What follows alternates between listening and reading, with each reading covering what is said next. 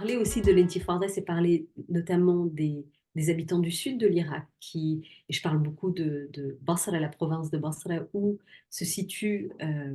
donc les puits pétroliers, dont la majorité du pétrole irakien est extrait, et qui est aussi une des régions la plus pauvre d'Irak, une des régions la plus pauvre du monde, et aussi une des régions les plus chaudes au monde tous les étés,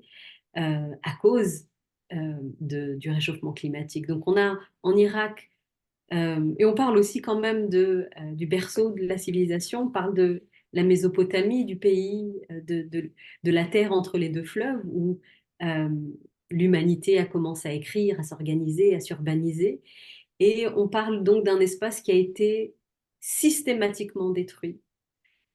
par les forces impérialistes,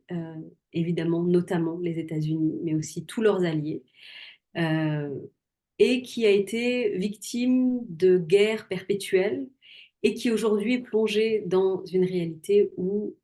les services de base et les infrastructures ont été détruites et où les habitants, notamment du Sud aussi, sont laissés à l'abandon au milieu d'une toxicité, la toxicité de l'extraction pétrolière,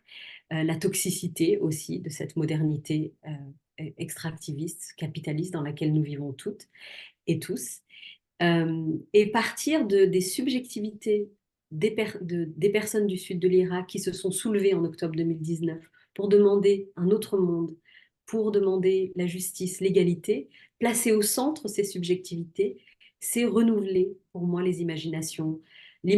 politique et l'imagination politique féministe. Et c'est